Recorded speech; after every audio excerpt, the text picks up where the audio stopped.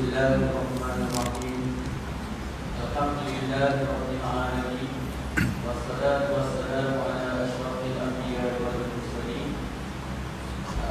Rabbi shrah li sadri wa yassir li amri wahlul 'uqdatam min lisani yafqahu qawli.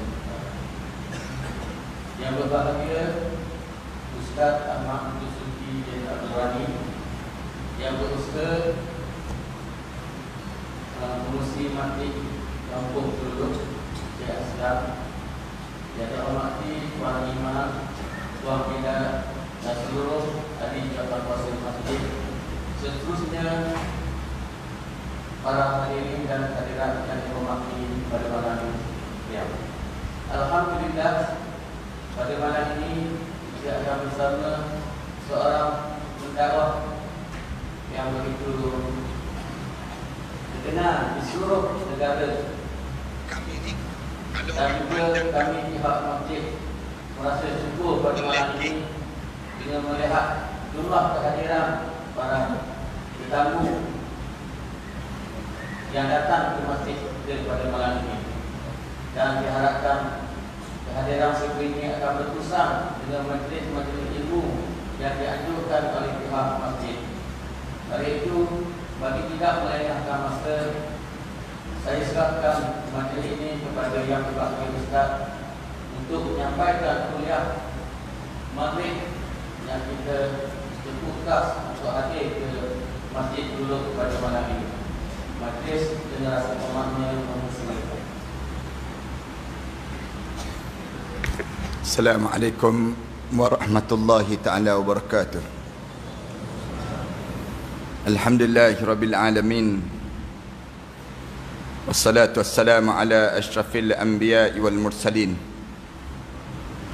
wa ala alihi wa sahbihi ajma'in.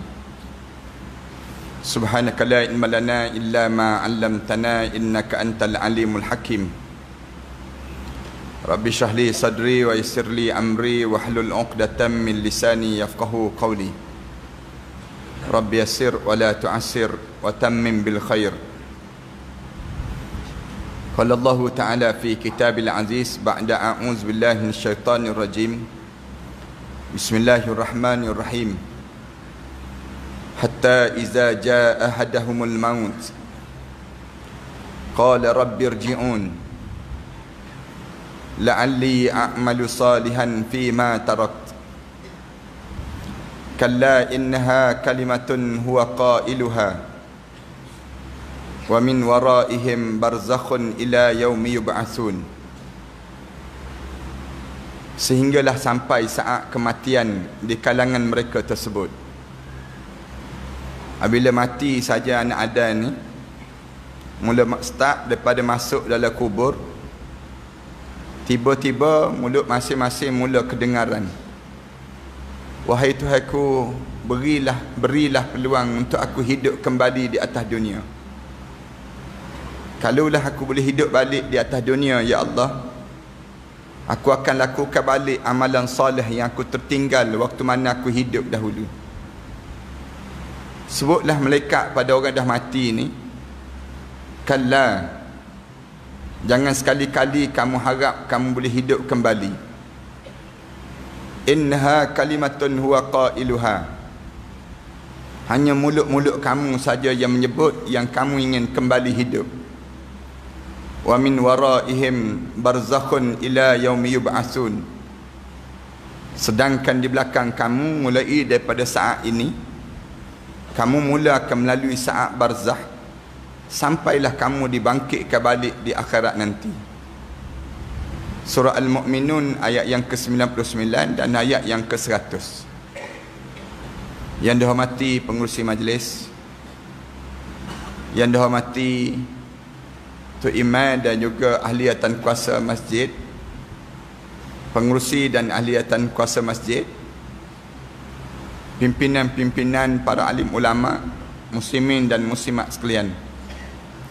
Pertamanya, marilah sama-sama kita mengaturkan rasa syukur kita kepada Allah Subhanahu wa taala di atas nikmat peluang yang Allah kurniakan kepada kita pada malam yang baik ini, untuk kita sama-sama berkumpul dalam rumah Allah ini, bagi menambahkan sedikit bekalan dalam hidup kita untuk kita nak mempersiapkan diri kita melalui perjalanan masa yang akan datang nanti. Para hadirin sekalian tahu bahawa hidup kita ini tidak berakhir dengan dunia saja, tidak. Apabila kita tahu ya hidup kita ni tidak berakhir dengan dunia, lepas pada kita hidup di dunia ni, sekejap lagi kita akan hidup lagi di alam yang ketiga dalam hidup kita, dipanggil alam barzah. Lepas pada kita hidup di alam barzah, kita akan hidup lagi di alam yang keempat. Alam keempat dipanggil alam mahsyar, alam yang kita akan dibangkitkan balik dan kita dihidupkan balik. Lepas pada kita hidup di alam mahsyar, kita akan sampai pada alam yang kelima. Alam yang kelima dalam hidup kita dipanggil alam sa'idun aw saqiyun, alam bahagia ataupun alam celaka. Sampai pada alam yang kelima ni, ataupun alam syurga ataupun alam neraka. Bila kita sampai pada alam tersebut, kita baca dalam Al-Quran Karim, kita baca dalam hadis Rasulullah sallallahu alaihi wasallam, semuanya sebut lepas pada tersebut khalidina fiha abada, kekal kita sampai bila-bila. Sebut saja syurga, kekal dalam syurga sampai bila-bila. Sebut saja tentang neraka, sama juga Allah Subhanahu wa taala sebut khalidina fiha abada, kekal juga dalam neraka sampai bila-bila. Para hadirin sekalian, kalau kita fikir panjang dalam hidup kita ni, kita fikir jauh sikit dalam hidup kita ni, dalam hidup kita ni, perjalanan yang Allah jadikan kita hidup ni, dalam hidup kita ni, boleh tak boleh pada diri kita ni untuk sampai ke dalam syurga Allah ataupun ke dalam neraka Allah. Perjalanan sudah dalam hidup kita ini sendiri. Para hadirin sekalian, cuba fikir panjang sikit, kita fikir jauh sikit dalam hidup. Rasulullah sallallahu alaihi wasallam diajar pada kita supaya kita hidup ni jangan kita jadi orang yang bodoh. Jangan. Bila kita hidup atas dunia ni, jadilah orang yang cerdik. Orang cerdik ni orang yang lagu mana? Dalam hidup orang yang cerdik ni sendiri. Rasulullah ajar pada kita orang cerdik, al-kayyis man dana nafsahu wa amila lima ba'dal maut. Orang yang cerdik katanya Rasulullah, orang yang hidup dia sentiasa fikir macam mana dia nak buat amalan untuk dia nak selamat dia dalam kubur suatu hari nanti. Ni orang yang cerdik dalam hidup. Macam mana kita nak suruh bila kita bangun di padang mahsyar, nama kita dipanggil oleh Nabi Muhammad sallallahu alaihi wasallam. Orang yang cerdik, macam mana dalam hidup kita, waktu mana kita hidup di atas dunia ni, kita fikir sepanjang masa dalam hidup kita. Macam mana malam pertama kita dalam kubur nanti? Macam mana saat mana kita berada, waktu mana kita bangkit di akhirat nanti? Macam mana waktu mana kita bangun jalan nak masuk dalam syurga Allah Subhanahu wa taala nanti? Kalau ada kita mikir demikian dalam hidup kita ni, sepanjang hidup kita ni kita fikir hidup kita ni, boleh tak boleh dalam hidup aku ni, bila aku bangun di akhirat esok, aku bangun di padang mahsyar nanti, aku boleh masuk dalam syurga Allah Subhanahu wa taala. Kalau ada pemikiran kita gitu, cerdiklah dalam hidup. Rasulullah sallallahu alaihi wasallam sebut, jangan jadi orang yang bodoh dalam hidup ni. Hidup ni jangan jadi orang yang tak cerdik. Orang yang tak cerdik ni siapa dia? Rasulullah sebut man ittaba'a hawahu, orang yang hidup melayan hawa nafsu. Hidup kita ni hidup layan hawa nafsu kita. Kemudian satu hari dalam hidup kitanya tiba-tiba kita mati. Wa tamanna 'ala Allah, dia tak angan-angan dia kepada Allah Subhanahu wa taala. Hidup dia layan saja hawa nafsu ni. Tak semaya hidup ni, tak tutup aurat, hidup dia di atas dunia. Hidup atas dunia ni tak tahu, tak boleh baca Quran dalam hidup masing-masing tersebut. Dia layan hawa nafsu dia. Hujung dia wa tamanna 'ala Allah, dia tak angan-angan dia pada Allah. Orang tanya pada dia, tak semaya ke? Tak. Bapa yang tak semayanya? Kenapa kamu tak semaya pada diri kamu? Dia jawab lalu, aku penat. Dia jawab, kamu orang Islam ke orang kafir? Islam. Jangan sebut-sebut kafir-kafir ni, jangan sebut. Marah dia. Bila orang tanya pada dia, lepas tu tak takut neraka ke? Takut. Siapa kata tak takut? Lepas tu macam mana nak jawab depan Allah nanti? Aku harap Allah fahamlah aku ni jenis penat. Dia jawab demikian. Inilah sebodoh-bodoh manusia. Hidup kita ni, biar hidup dalam keadaan kita sentiasa fikir macam mana kita nak lalui perjalanan yang akan datang dalam hidup kita. Bila kita boleh fikir suasana yang kita akan lalui pada masa yang akan datang nanti, inilah di antara tanda-tanda kecerdikan dalam kehidupan kita, supaya dalam hidup kita ni tak ada satu penyakit yang kita kena lalui pada masa yang akan datang nanti. Penyakit yang biasa kena dalam hidup kita pada masa yang akan datang nanti, apa dia? Di kalangan kita ni, ramai di kalangan kita ni tanya, penyakit apa yang kita kena bila kita kena satu masa yang akan datang nanti? Disebut dalam Al-Quran penyakit menyesal waktu mana kita Allah bagi peluang pada kita, tiba-tiba kita tak ambil peluang-peluang yang Allah bagi dalam hidup ini sendiri. Sekarang kita tak rasa menyesal sebab kita tak mati lagi. Tapi bila kita start menyesal dalam hidup kita, bila start saat di mana Allah mula jadikan kematian tu mula dalam hidup kita untuk kita lalui, mari terus perasaan penyesalan dalam tubuh badan masing-masing. Menyesal dalam hidup. Menyesal, kenapa kita menyesal? Kerana kita tak buat persiapan untuk kita nak menghadap depan Allah. Dalam hidup kita ni, kita biar masa-masa kita ni berlalu setiap masa dalam hidup tanpa kita ni mikir macam mana kita nak buat persiapan yang patut kita ada dalam hidup kita. Para hadirin sekalian, kalau kita baca lagi dalam Al-Quran Karim, bila mula kita menyesal dalam hidup kita? Bila kita mula start daripada kita mula menyesal dalam hidup?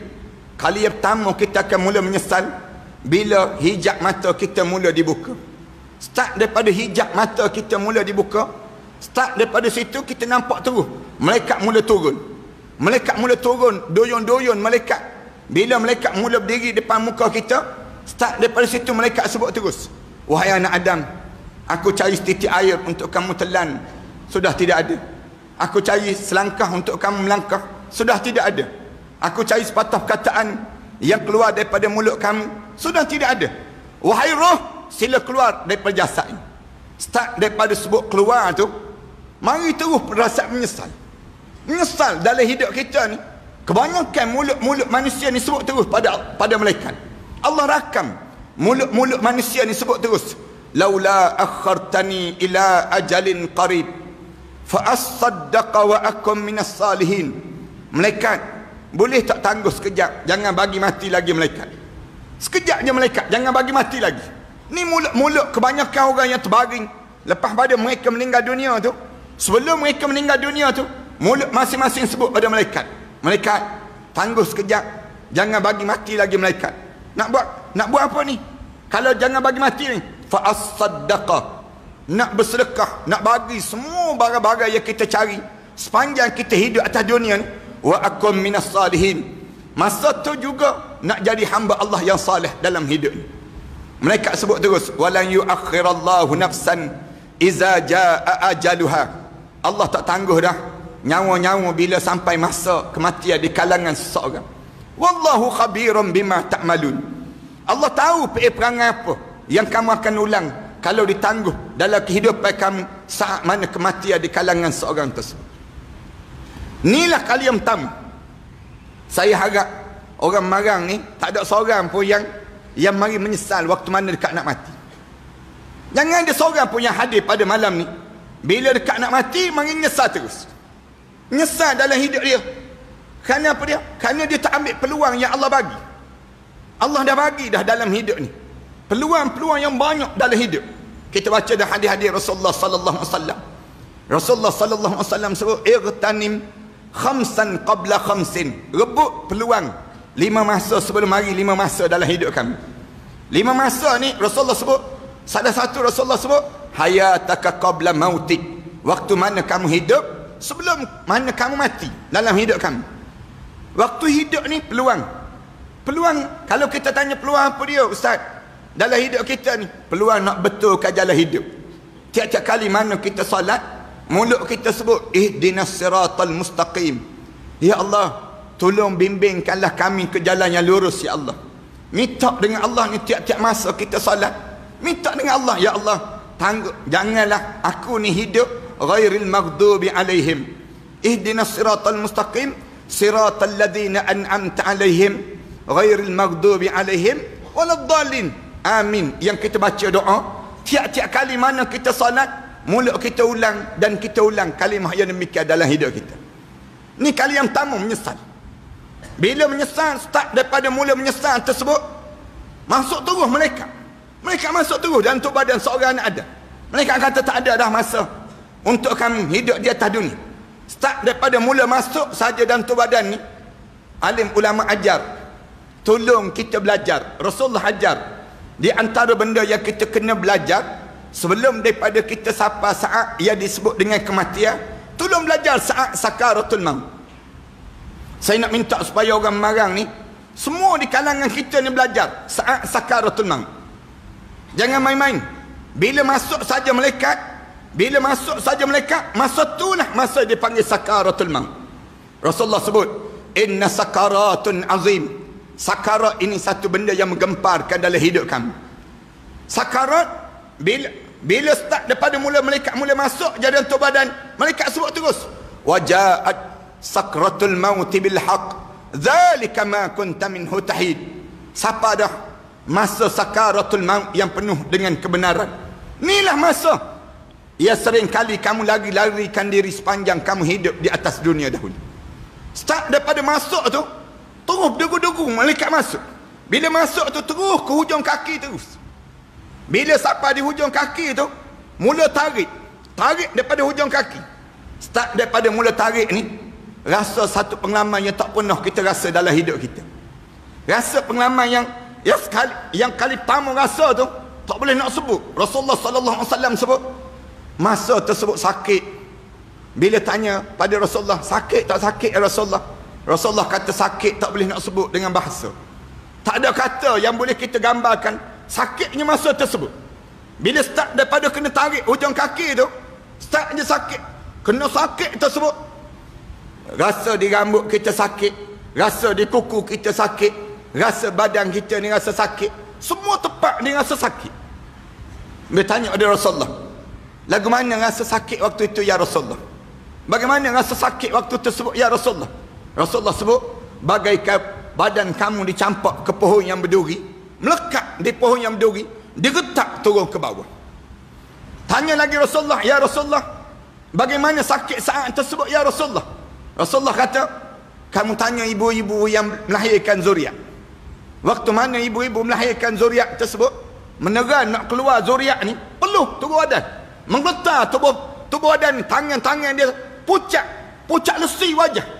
Sakit Allah saja yang tahu. Rasulullah sebut, tu baru satu juzuk daripada 99 juzuk kesakitan kematian.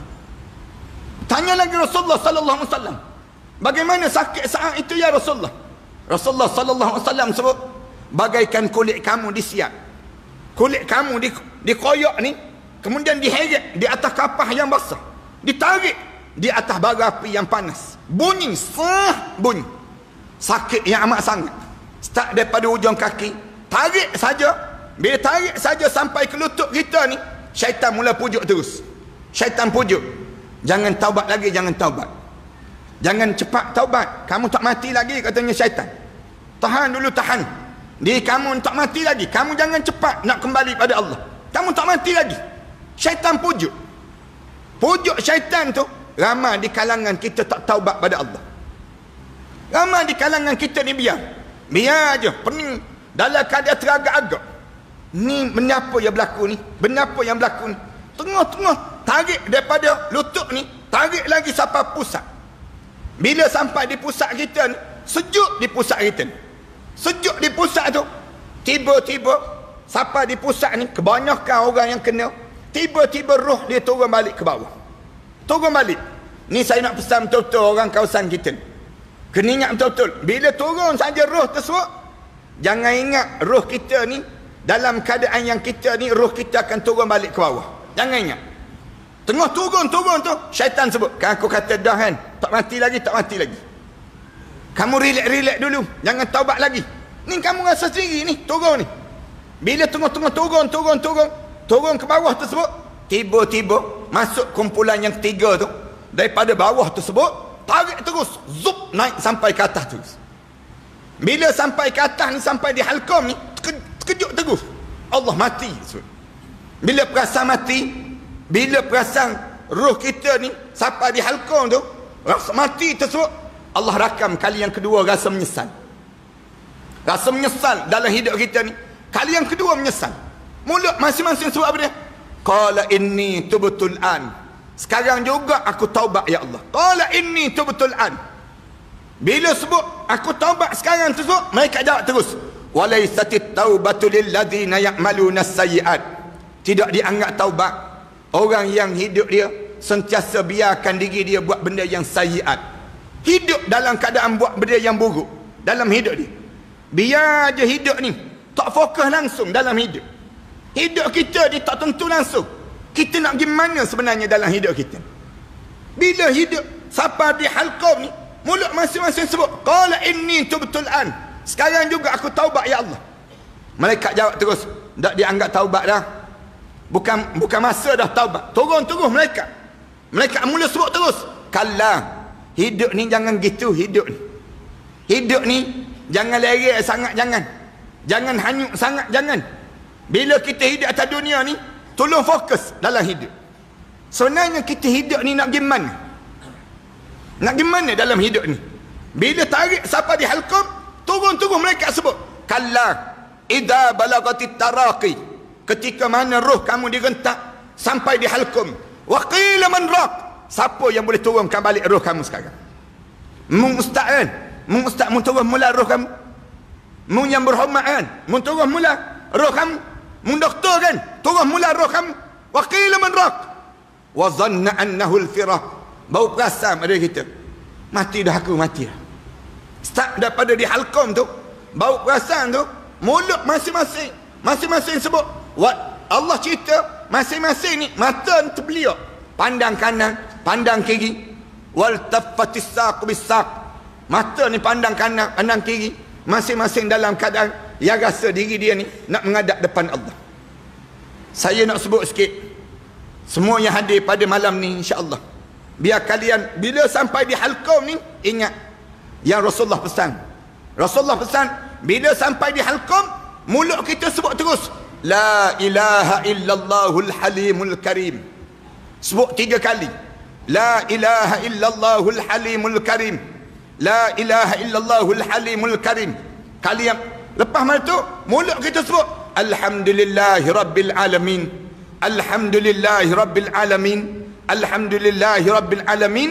Sebut terus. Selagi kita sebut tabarakalladzi biyadihil mulk yuhyi wa yumit wa huwa ala kulli syai'in qadir. Sekali je kita sebut. Rasulullah kata, bila roh kamu keluar tersebut, tepat kamu dalam syurga Allah Subhanahu wa taala. Mudah-mudahan semua yang hadir malam ni di kalangan ahli syurga insya-Allah. Kita berdoa pada Allah biar kita dapat demikian. Kalau kita tak boleh, ada orang di kalangan kita kata, ustaz, malam ni baru dengar ni doa ni ustaz, tak pernah lagi dengar doa ni yang Rasulullah ajar ni.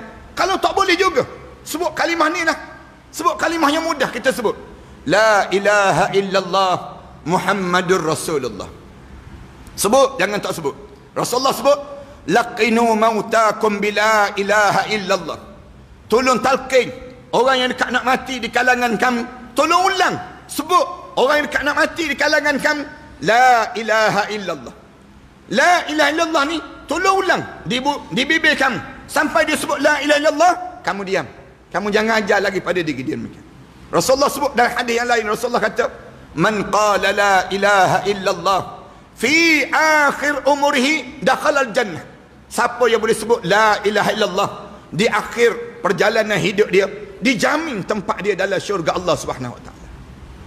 Tapi hamba nak sebut sikit pada tuan-tuan, nak sebutnya daripada dalam asal sebut daripada 1000 orang umat Nabi Muhammad yang meninggal dunia, hanya seorang boleh mengucap 2 kalimah syahadah.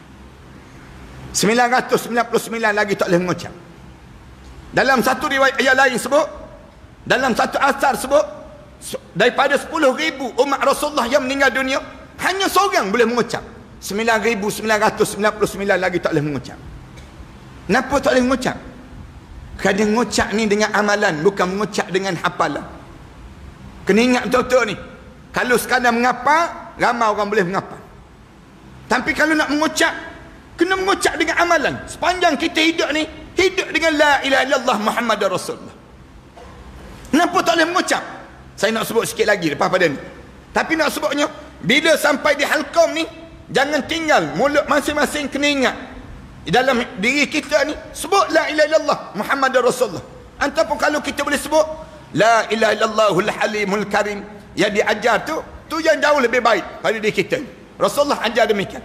Tapi tak apalah, bila sampai di halqam ni, bila sampai sini, terus jadi dua keadaan terus. Sama ada jadi orang mukmin ataupun jadi orang yang tidak mukmin. Allah Subhanahu wa taala ajar orang mukmin bila start daripada sini ni terus keluar daripada mata masing-masing. Naik je. Rasulullah sebut roh orang mukmin, Rasulullah ambil bekas air tu, Rasulullah tuang bekas air ni. Rasulullah kata roh orang mukmin bila dia keluar daripada jasad seorang tersebut, bagaikan air yang keluar daripada bekas ini masuk dalam bekas tu. Keluar daripada mana? Keluar daripada mata masing-masing. Bila keluar daripada mata kita ni, masuk dalam bekas yang warna putih, bau wangi semerbak.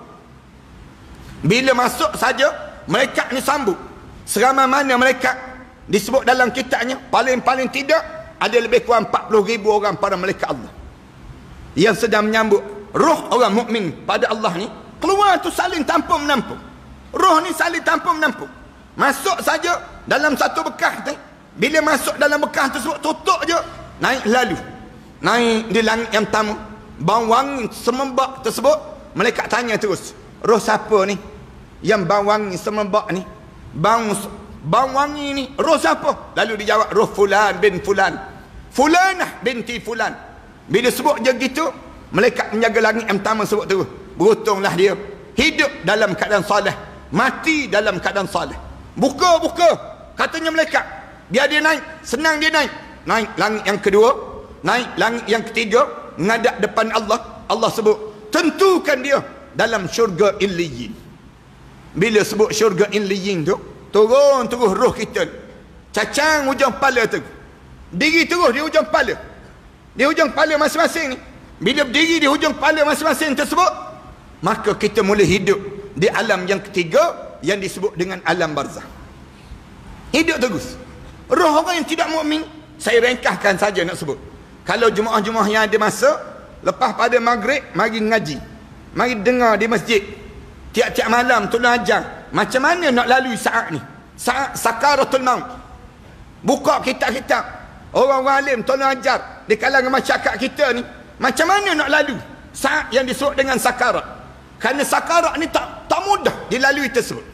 Masa yang paling penting dalam hidup, masa kita sakarat. Bila kita melalui sakarat, ni masa yang menentukan kita ni masuk syurga ke kita masuk neraka. Bila saat mana sampai di halqam ni, orang yang tidak mukmin bunyi macam benda yang patah ditekuk dia. Bunyi kop sekali sebut sembuh keluar daripada mata masing-masing.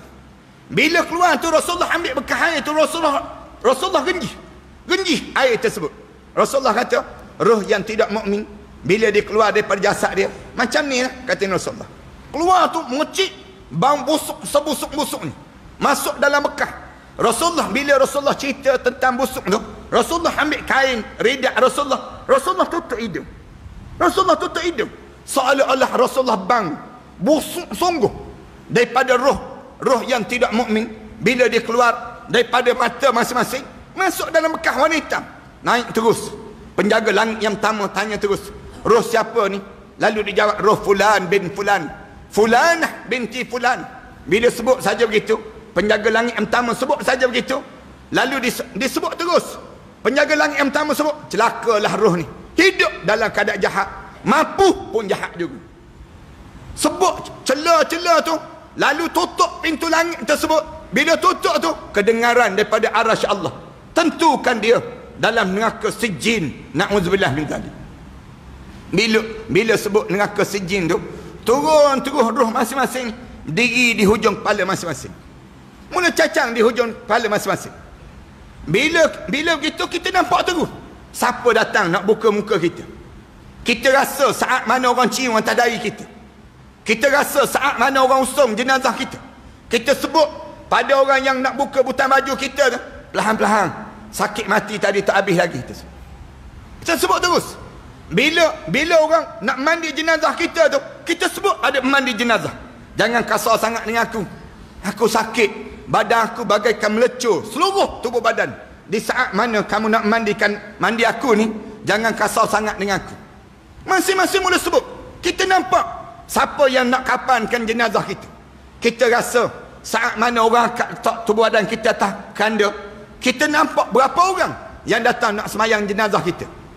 Bila orang usung jenazah kita ni, siapa kubur, bila siapa kubur tu letak je jenazah kita tu dekat dengan kubur kita tu, nampak terus hujung kaki kita tu cacang 2 orang malaikat munkar dan nakir warna hitam kebiru-biruan. Bila orang usung je, akak je jenazah kita nak turun dalam kubur tersebut, bila nak turun je sekali tersebut, ping, terus rasa terus himpitan kubur. Himpitan kubur ad-darat disebut dalam kitabnya ad-darat. Ad-darat maksudnya himpitan kubur. Himpitan kubur bukan azab kubur, himpitan kubur. Tuan-tuan kena pandai beza di antara azab kubur dengan himpitan kubur. Azab kubur lepas pada sesi soal jawab. Manakala himpitan kubur tengah-tengah turun. Bila tengah turun jenazah kita tu, tak turun sampai rapat bumi lagi. Tengah turun tu rasa terus ping sekali. Ping tu beza-beza orang.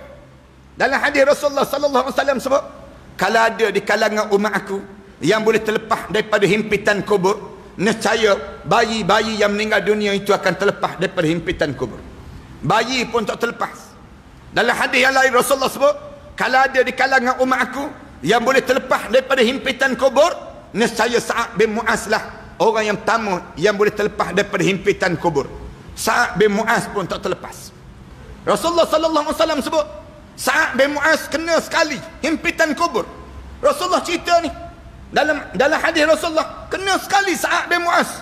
Bila Sa'ad bin Mu'az ni sahabat Rasulullah, waktu mana dia gugur syahid, bergegar arasy Allah, tiap para malaikat Allah. Kemudian waktu mana jenazah dia diusung, dibawa ke kubur, diiringi seramai 70,000 para malaikat Allah.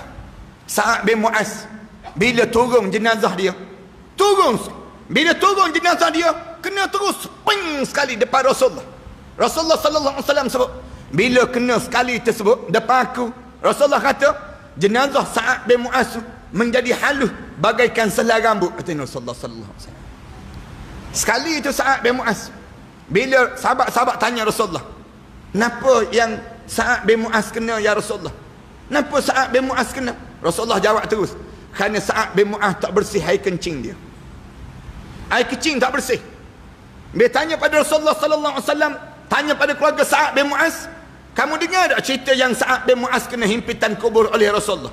Keluarga Sa'ad bin Mu'az jawab, kami dengar. Rasulullah cerita, Sa'ad bin Mu'az kena sekali. Sekali itu, bila turun jenazah dia tu sekali je kena. Ping sekali itu, jadi halus selai rambut. Bila jadi halus selai rambut, kemudian kembang balik badan dia. Kembang balik. Badan dia besar balik. Kembali balik pada asal. Waktu tersebut keluarga Sa'ad sebut, kami dengar Rasulullah sebut Sa'ad bin Mu'az kena himpitan kubur. Bila tanya kenapa Sa'ad bin Mu'az kena himpitan kubur, lalu dijawab oleh keluarga Sa'ad bin Mu'az, kerana tak bersih air kencing dia. Air kencing tak bersih. Dia tanya, macam mana tak bersih air kencing? Air kencing Sa'ad bin Mu'az ni tak bersih, bagaimana tak bersih? Lalu keluarga Sa'ad bin Mu'az jawab, boleh jadi sekali dia balik daripada permusafiran. Bila dia balik daripada permusafiran, dia kecing sambil berdiri. Dia kencing sambil cacang tu, kencing sambil berdiri tersebut, yang menyebabkan boleh jadi kerana itulah dia kena himpitan kubur sekali, yang menyebabkan kena sekali itu menjadi halus selai rambut Sa'ad bin Mu'az radhiyallahu anhu. Sekali je kencing belah cacang. Kita ni berapa kali dah kita kencing sambil berdiri. Tu kencing sambil berdiri, yang kena kencing. Nak sebutnya gambaran bagaimana teruknya kita. Himpitan kubur. Bila turun saja jenazah ni, letak je jenazah kita ni, hadap muka ke kiblat je. Bila hadap muka ke kiblat tu, bau tanah depan muka kita. Depan muka kita tu bang. Dengar ni suara bau telinga ni. Selamat datang wahai hamba Allah. sekejap lagi boleh lihat bagaimana aku akan lakukan pada kamu sebentar lagi. Bila tak saja jenazah kita tu hadap muka ke kiblat, orang tutup je jenazah kita ni. Tutup je jenazah kita tu, bunyi tanah-tanah yang turun. Tanah yang turun. Nampak dah ujung kaki kita ni, cacang dua orang malaikat muka dan nakir ni, start daripada tanah kita sampai parah lutut je orang ke bumi jenazah kita. Sampai parah lutut je. Di kebumi jenazah kita ni, diri dah malaikat depan muka kita. Mula halau dah solat kita, halau solat sebelah kanan kita, puasa, kemudian haji, halau semua. Bila semua kena halau tersebut, tiba-tiba mulut masing-masing sebut, qala rabbirji'un, Tuhanku, berilah peluang untuk aku kembali hidup di atas dunia, ya Allah. Masing-masing mula sebut nak hidup mula. Bila sebut qala rabbirji'un, Tuhanku, tolong bagi peluang untuk aku nak hidup balik. Saya nak sebut, jangan ada seorang pun yang malam ni, yang hadir malam ni sebut dalam kubur sekejap lagi, dia sebut Tuhanku bagi peluang untuk aku hidup balik. Kenapa nak hidup balik? Bila sebut nak hidup semula ni, kenapa nak hidup semula? Dia jawab, la'alli a'malu salihan fi ma tarakt. Kalau aku boleh hidup balik, aku nak buat balik amalan salih yang aku tertinggal waktu mana aku hidup dahulu. Nak buat semula amalan salih yang aku tertinggal. Mereka jawab terus, kalla, jangan harap mu boleh hidup semula. Jangan harap mu boleh hidup semula. Innaha kalimatun huwa qailuha. Mulut je sebut yang kata nak hidup. Wa min waraihim barzakhun ila yaumi yub'atsun. Sedangkan di belakang kamu akan mula melalui saat barzakh sampai kamu dibangkitkan balik di hadapan Allah Subhanahu wa taala. Orang tanya ni, kenapa nak hidup balik? Sebab apa nak hidup balik? Tiba-tiba nak hidup semula. Sedangkan dalam hadis yang lain, Rasulullah sallallahu alaihi wasallam cerita, bila masuk dalam kubur nanti, bila kita start masuk dalam kubur, malaikat mula tanya, ma rabbuka? Ma rabbuka tu masuk terus roh ni bahagian kepala kita. Dalam satu riwayat kata masuk bahagian dada kita. Dalam satu riwayat kata masuk separuh daripada badan kita. Masuk sampai perut kita. Kat bawah ni mati, tapi roh masuk sampai sini. Bila malaikat tanya, ma rabbuka? Orang mukmin jawab terus, Allahu rabbi. Dia jawab.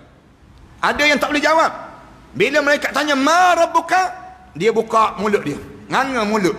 Rasulullah cerita demikian. Kali yang kedua malaikat ulang, ma rabbuka? Dia jawab balik. Bunyi ni, nganga tu bunyi kak. Bunyi ni digerham. Nak jawab tapi tak boleh jawab. Nak jawab tapi tak boleh jawab.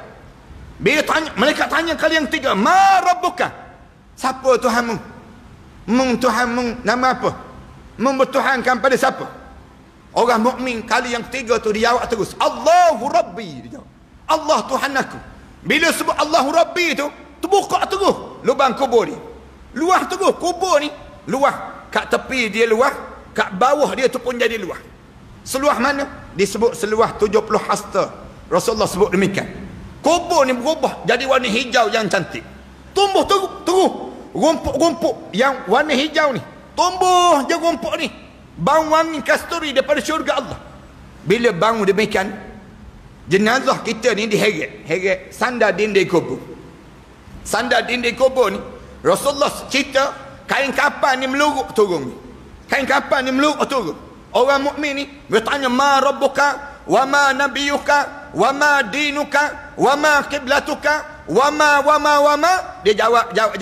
Bila jawab saja, dia boleh jawab tu, kubur dia lapang tu, malaikat pun heret jenazah dia, bawa roh dia tu, tunjuk tempat dia dalam syurga Allah, kemudian masukkan balik tubuh badan dia ni, sandar di dinding kubur tu. Malaikat tanya terus, nak hidup balik tak? Nak hidup balik tak? Tak ada seorang pun orang mukmin jawab, aku nak hidup mula, malaikat. Tak ada. Tak ada seorang pun yang bila malaikat tanya nak hidup semula, nak, tak ada, kecuali orang mati syahid. Orang mati syahid memang dia sebut nak hidup semula. Dia tanya pada dia, kenapa nak hidup? Tak sakit mati. Kalau aku boleh hidup semula, aku nak berjuang balik di jalan Allah. Siapa aku nak suruh mati di jalan Allah, mempertahankan Islam.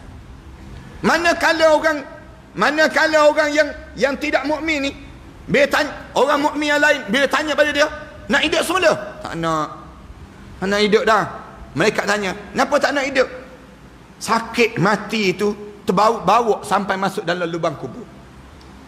Tapi yang Allah cerita ni, yang Allah cerita, yang nak hidup semula ni, minta dengan malaikat ni.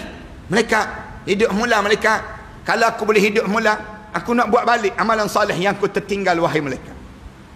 Amalan soleh benda yang mereka nak buat ni dalam hidup kita ni.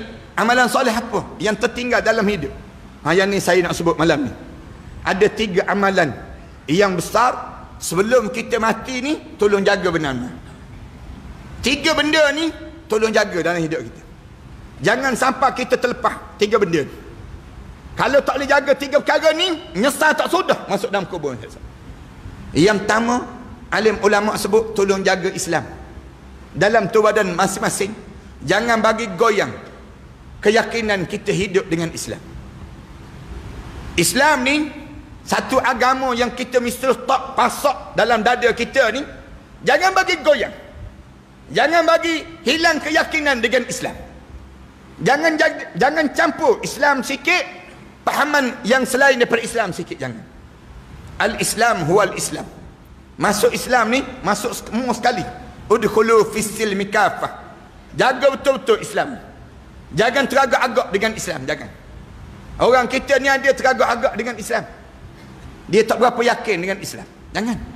Hidup kita ni, bila sebut Islam, jangan cari selain daripada Islam. Jangan cari selain daripada Islam cara hidup kita. Allah dah pesan dah, wa man yabtaghiral islami dinan falan yuqbala min wa huwa fil akhirati minal khasirin. Siapa-siapa yang cari selain daripada Islam sebagai satu cara hidup dia, falan yuqbala min, dia tidak diterima di sisi Allah. Tak diterima di sisi Allah. Wa huwa fil akhirati minal khasirin. Di akhirat esok dia termasuk di kalangan orang yang rugi. Jangan tak yakin dengan Islam, jangan. Orang kita ni ada tak yakin dengan Islam. Dia pergi ke bank, pegawai bank tanya, nak buka akaun cara Islam ke cara konvensional? Dia tanya balik, mana yang untung? Dia tanya, mana yang untung? Pegawai bank dah bagi tahu dah, ni cara Islam, ni cara konvensional. Tiba-tiba dia boleh tanya lagi, mana yang untung? Maknanya dia tak yakin dengan Islam. Jangan. Hidup ni kena yakin dengan Islam. Orang tanya dia, tak nak ngapa Quran ke? Dia tanya balik, ada masa depan ke? Nak kerja benda? Kalau ngapa Quran? Lah, kita kata, habis tu, mu ni orang Islam ke orang apa? Dia kata, tak kisah aku. Aku nak masuk. Aku yang pentingnya, biar ada masa depan dalam hidup. Orang tanya, lepas tu, mu hantar anak mu mana? Aku atas sekolah sekular dibandingkan dengan sekolah agama. Aku tak yakin belah mana sekolah agama. Allahu Akbar. Orang Islam tapi tak yakin dengan Islam. Tu dalam pendidikan. Orang kita kan habis masa banyak mana dah ajar anak-anak kita ni belajar benda yang dia tak kena guna lepas pada dia belajar. Patutnya dia kena ajar benda yang dia kena guna lepas pada dia belajar. Tapi belajar, hidup ni belajar. Bila habis belajar, tak guna-guna pun yang dia belajar. Hamba buat contoh yang mudah lah. Kita buat contoh yang mudah apa dia? Dulu, saya ni belajar juga sekolah. Belajar sejarah. Ingat sejarah para miswara. Misal contoh. Ngapa sejarah para miswara? Masuk periksa. Nak suruh ingat ni. Nak boleh jawab periksa. Habis belajar, tak guna-guna pun para miswara tersebut. Yang guna sekarang ni jenali je dia panggil macam. Yang guna sekarang ni upeng-epeng. Yang kita belajar dulu kita tak guna. Yang kena guna apa dia? Al-Quran. Al-Quran. Orang kita ramai tak boleh baca Quran. Orang kita ni tak boleh baca Quran ni. Kita tanya, kenapa tak boleh baca Quran? Tak belajar Ustaz. Kenapa tak belajar? Kenapa yang tak belajar? Belajar Quran tak pernah kita belajar. Padahal kita orang Islam nak pergi ke akhirat Allah. Nak pergi ke akhirat Allah tak ada Quran. Agak-agak macam mana kita nak sampai di akhirat Allah Subhanahu Wa Taala?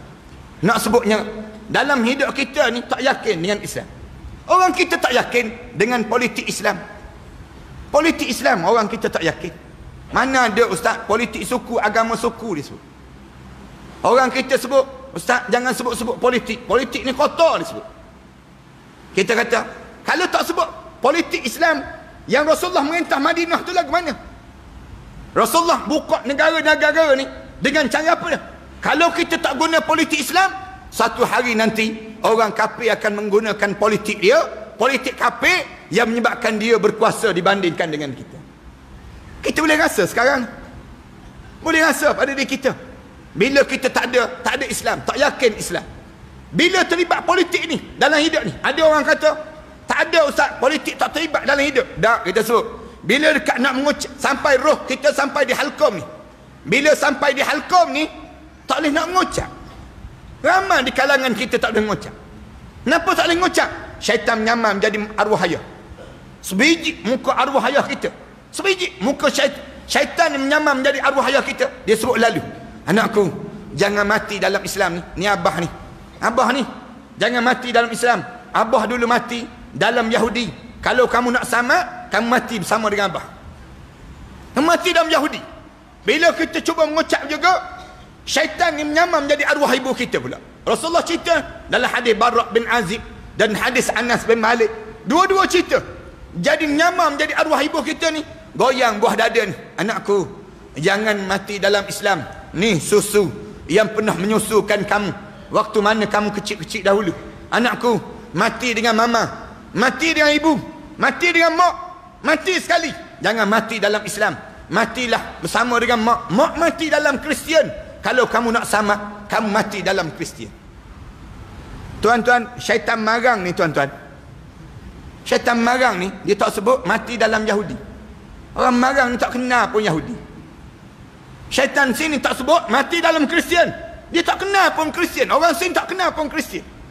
Tuan-tuan ingat molek ni, syaitan sini ni bila dekat nak mati nanti dia akan sebut, anakku matilah kamu dalam Islam liberal. Dia sebut, anakku matilah kamu dalam Islam nasionalis. Anakku matilah kamu dalam Islam sekularis. Anakku matilah kamu dalam Islam Syiah. Mati kamu. Kita pun dengar Islam juga ni, mati je lah kita sebut. Mati je lah tu, ramai mana di kalangan kita mati dalam keadaan tidak mati dalam keadaan Islam. Allah sebut wala tamutunna illa wa antum muslimun. Jangan biarkan kamu mati saat mana kamu mati kamu tak yakin dengan Islam. Jangan jadi demikian. Hidup ni biar kita ni bertambah keyakinan. Lagi tua kita, lagi mulut kita sebut aku tak cari selain daripada Islam. Macam mana cara kita nak suruh selamat, nak suruh mati dalam keadaan yakin sungguh dengan Islam? Mulut sebut raditu billahi rabba wa bil islami dina wa bi Muhammadin nabiyyan wa rasulah. Tiap-tiap hari mulut kita ni sebut, 7 kali sehari sebut.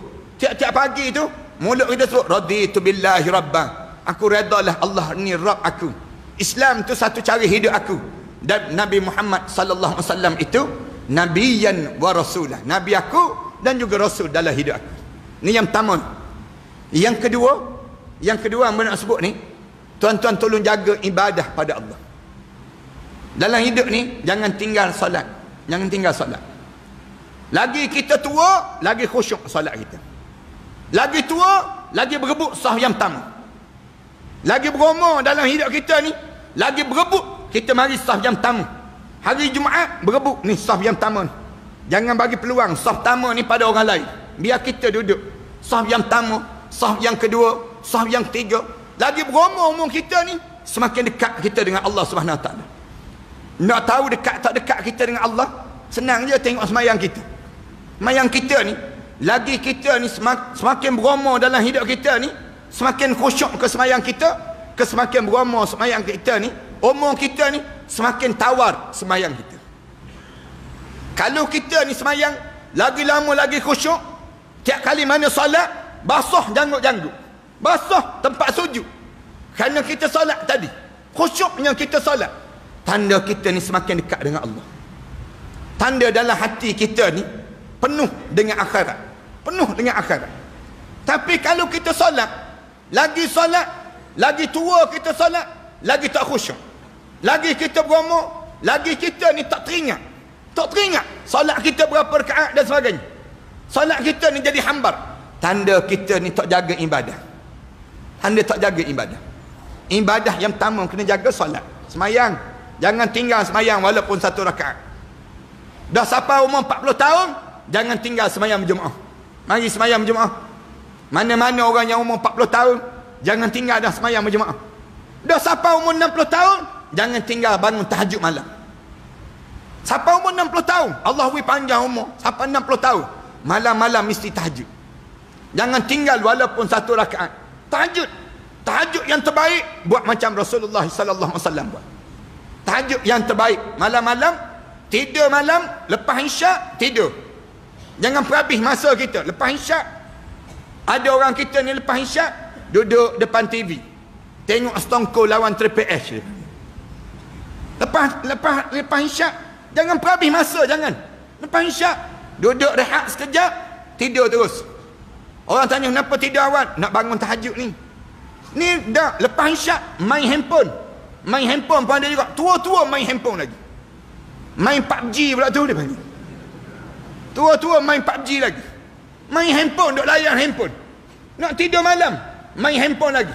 Handphone tu kadang-kadang 3 kali dah jatuh atas muka ni. Lepuk atas muka. Tak tidur-tidur lagi kita. Lepas isyak, ayah-ayah, ibu-ibu, jangan kalian biarkan lepas isyak kita ni habis masa kita begitu je. Lepas isyak, rehat kejap, tidur terus pada kita. Cadang bangun pukul 2 pagi, bangun solat 13 rakaat. Solat yang baik Rasulullah buat 13 rakaat. Kemudian pukul 3 pagi Rasulullah tidur balik. Kemudian subuh Rasulullah bangun balik. Ni tahajud yang terbaik. Cuma saya tak cadangkanlah yang ni orang Melayu kita ni, kalau dia tidur lepas isyak, dia bangun tahajud, dia tidur balik, dia tak bangun-bangun dah. Ia menyebabkan saya tak berapa cadangkan yang ni. Ayah-ayah, ibu-ibu, kalau tak boleh buat yang pertama ni, buat yang kedua. Lepas isyak je, tidur, bangun dekat dengan subuh. Pukul 5 pagi bangun. Mayang kita ni, 13 rakaat, tak masuk lagi subuh. Baca Quran. Rasulullah sebut, dalam Al-Quran sebut, Innal Quran al-Fajr kana mashhuda. Al-Quran yang dibaca sebelum mana subuh akan menjadi peguam bela pada kita waktu mana kita berada dalam kubur sekejap lagi. Bila malaikat halau semua semayang kita ni, perambak semayang kita, puasa kita, zakat kita, satu benda je dia tak boleh halau. Quran yang dibaca sebelum mana subuh.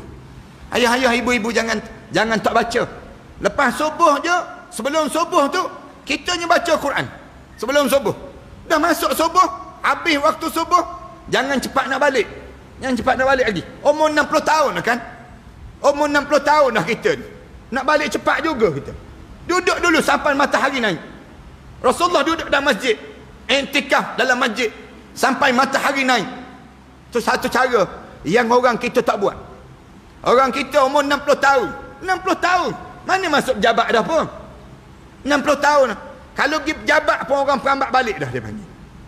Umur 60 tahun, kita tak ada buat benda lain dah dalam hidup kita. Duduk dalam masjid dulu dah sampai subuh. Lepas subuh, matahari naik je, nampak dah matahari naik tu, baru kita balik masa tersebut. Itu cara yang perlu kita lakukan dalam hidup kita. Kalau tak boleh juga, Ustaz, saya ni nak bangun sebelum subuh payah Ustaz. Kenapa payah? Saya makan banyak sangat, belum tidur makan banyak sangat. Lepas tu tak boleh bangun. Kalau orang tak gerak, esok lusa pula baru bangun. Payah nak bangun. Saya ni kenapa tak boleh bangun? Saya ni makan banyak belum tidur. Lepas tu tak boleh nak tahajud Ustaz. Kalau gitu jangan makan banyak sebelum tidur. Kita sebut sebelum tidur jangan makan. Dia jawab balik, tak makan pun tak bangun juga Ustaz. Kalau makan lagi tak bangun. Ni kebanyakan orang kita jawab demikian. Kita kata kalau gitu kunci jam lah. Kunci jam Ustaz. Jam je bangun, saya tak bangun. Payah nak bangun disebut. Kalau tak boleh juga bangun, lepas sembahyang isyak, sebelum tidur, tahajud terus. Kita kata tak tidur lagi Ustaz. Tidur tu sunat. Mula tahajud bila? Mula lepas isyak. Berakhir masa tahajud bila? Sebelum subuh. Jadi sebelum kita tidur, malam-malam sebelum tidur, sembahyang terus. Mula-mula ni ajar dulu. Mayang. Sebelum daripada kita tidur. Belum tidur, sembahyang. Ambil wuduk, sembahyang sunat dulu, 13 rakaat. Lepas tu, biar tidur atas tikar sejadah, senang kita. Nak sebutnya kitanya, dalam keadaan yang jaga, yang pertama jaga solat. Dalam ibadah yang kedua, tolong boleh baca Quran. Quran, jangan ada seorang pun yang mari malam ni tak boleh baca Quran. Siapa-siapa yang tak boleh baca Quran, pastikan umur dia panjang-panjang dan tak mati-mati. Jangan mati. Dengan molek ni, siapa-siapa yang dia tak boleh baca Quran dalam hidup dia, pastikan umur dia panjang-panjang dan tak mati-mati. Jangan mati. Kalau dia mati di saat mana dia tak boleh baca Quran, dia masuk dalam kubur, confirm tak lepas menghadap depan Allah nanti. Tak percaya cuba try mati, tak percaya. Nak tahu lepas ke tak lepas. Masuk dalam kubur je, malaikat tanya terus. Quran boleh baca Quran? Tak boleh. Quran tak boleh baca? Tak boleh. WhatsApp boleh dia jawab. WhatsApp boleh, Quran tak boleh baca. Jangan tak boleh baca. Jangan ada seorang pun tak boleh baca. Jangan buat alasan tak boleh baca. Kalau siapa tak boleh baca Quran, tolong mari jumpa dengan AJK Masjid. Bagi tahu pada AJK Masjid, saya ahli qaryah masjid ni, saya tak boleh baca Quran. Saya tak nak saya mati dalam keadaan tak boleh baca Quran. AJK tolong umum. Hari-hari Jumaat umum terus. Mana-mana ahli qaryah yang tak boleh baca Quran lagi, tolong daftar. Bagi nama, bagi nombor telefon, bagi alamat rumah. Mana-mana ahli qaryah yang dah boleh baca Quran, tolong daftar. Bagi nombor telefon. Nanti kita akan ketemukan di antara yang tak boleh dengan yang boleh. Buat majlis bagaikan orang Ansar dan juga Muhajirin. Sedarakan di antara satu sama lain. Kalau tak boleh baca, tolong sedarakan. AJK Masjid tolong sedarakan yang tak boleh baca dengan yang boleh baca. Rasulullah sebut, khairukum man ta'allamal Quran wa 'allamah. Orang terbaik di kalangan kamu siapa yang sibuk belajar Quran dan dia mengajar orang lain pula. Ni orang terbaik di kalangan kamu. Ajar Quran. Jangan tak boleh baca Quran. Kalau tak boleh juga, mari bagi tahu pada AJK Masjid. Bagi tahu pada AJK, saya tak boleh baca Quran. AJK pula jangan jawab pula, sebenarnya saya pun tak boleh baca juga. Jangan jawab gitu, buat malu company je. Yang kedua ni, kena boleh baca Quran. Yang dah boleh baca Quran, tolong belajar Quran. Tolong belajar tadabbur Al-Quran. Tempat tuan-tuan ni, alhamdulillah, tok guru kita ada. Tok guru ada. Kalau tuan-tuan tak ambil ilmu daripada tok guru yang ada ni, di sekitar tuan-tuan ni, tuan-tuan mati, tuan-tuan menyesal tak sudah tuan-tuan. Rugi tuan-tuan. Tempat kita ni orang alim ramai kan? Marang ni ramai orang-orang alim. Belajar tafsir Quran. Kalau tak sempat, kita kata tak sempat dah ustaz. Malam ni baru tahu. Saya baru nak belajar tafsir. Belajar 2 surah. Orang lelaki 2 surah sebelum meninggal dunia. Yang pertama surah Al-Baqarah, yang kedua surah Al-Imran. Orang lelaki. Orang perempuan ada 3 surah yang disebut oleh Sayyidina Umar Al-Khattab. Sayyidina Umar kata, ajarilah orang perempuan di kalangan keluarga kami dengan 3 surah sebelum mereka meninggal dunia. Yang pertama surah An-Nisa, yang kedua dia belajar surah An-Nur, dan yang ketiga dia belajar surah Al-Ahzab. 3 surah orang perempuan belajar sebelum masing-masing menghadap depan Allah Subhanahu Wa Taala. Ni orang perempuan nak sebut, dah kita belajar dah, tolong hafal Quran. Hafal. Jangan malah menghafal Quran. Biar banyak sikit Quran dalam dada kita. Orang Melayu kita ni malah ngapa? Dia ngapa ayat sama je. Inna a'tayna, inna anzalna. Kalau semayang dengan orang rumah, siapa walad dalin amin tu, orang rumah boleh hanggap dah. Ni inna a'tayna, ni inna a'tayna. Kita pun baca inna a'tayna kal kausar. Orang rumah duduk belakang kata, kan dah kata. Ayat itulah dulu, kini dan selama-lamanya. Tak berubah-berubah dalam hidup. Ini nak sebutnya gambaran dalam hidup kitanya. Tambah menghafal. Tak dan juga 3 surah biar hafal. Dalam dada kita ni ada 3 surah. Yang pertama surah Al-Mulk. Surah Tabarakalladzi biyadihil mulk. 30 ayat ya. 30 ayat ni Rasulullah sebut, siapa yang dia baca surah Al-Mulk sebelum daripada dia tidur, kemudian dia tidur malam tersebut, tiba-tiba dia meninggal dunia malam tersebut, masuk dalam kubur, tiada pertanyaan malaikat muka dan nakir untuknya, tiada azab kubur untuk dia. Allah jadikan 2 kelebihan daripada surah Al-Mulk. Tak panjang pun, 30 ayat je. Dah tak ingat, dah ingat dah surah Al-Mulk, sambung surah kedua. Surah kedua tolong hafal di kalangan orang kita ni. Surah apa dia? Yang kedua surah Al-Kahfi. Surah Al-Kahfi tak panjang pun, 110 ayat je. Mula hafal pada kita, alhamdulillahillazi anzala ala abdihil kitab wa lam yaj'al lahu iwaja. Hafal ayat tersebut sampai 110 ayat. Satu ayat satu hari. Satu ayat satu hari. Kita hanya perlu 4 bulan ingat satu surah Al-Kahfi. Dah ingat surah Al-Kahfi, sambung surah yang 3, surah yang paling pendek dalam Quran. Surah apa dia? Surah Al-Baqarah. Jangan buat terkejut, jangan buat terkejut. Surah Al-Baqarah tak panjang pun, 286 ayat je. 286 ayat. Hafal surah Al-Baqarah. Ingat surah Al-Baqarah dalam dada kita. Rasulullah sebut, mana-mana rumah yang ada surah Al-Baqarah, yang dibaca surah Al-Baqarah, nescaya syaitan tak akan masuk dalam rumah yang dibaca surah Al-Baqarah. Bayangkan dalam dada kita ada surah Al-Baqarah. Ada berani syaitan nak masuk? Pada diri kita ni, biar ada surah Al-Baqarah ni, sampai dalam kubur kita bawa 3 surah ni paling-paling tidak. Dah kita ingat dah, menghafal Quran pun ada juga. Ada orang kita baca tak boleh, ngapa pun tak boleh, belajar pun tidak. Saya cabar yang keempat. Saya cabar yang keempat. Apa dia? Tolong salin balik Al-Quran Karim. Salin balik tekak Quran dia. Kalau tak boleh baca, orang tanya kenapa tak boleh baca? Benar Ustaz. Kenapa benar? Saya makan semut banyak sangat. Bukan semut-semut je, dengan kengga-kengga pun makan juga. Nak sebutnya benar sungguh dia. Saya cabar salin balik Quran. Salin balik Quran. Biar 30 juzuk Al-Quran tu, biar kita salin. Bila kita masuk dalam kubur, kita ada saksi 30 juzuk Al-Quran yang kita salin dengan jari-jari kita ni. Tu yang kena ada diri kita. Tulis mula. Tulis mula Al-Quran Karim. Bila kita tulis tu, lama-lama boleh baca. Lama-lama boleh baca. Itu kelebihan orang yang menulis.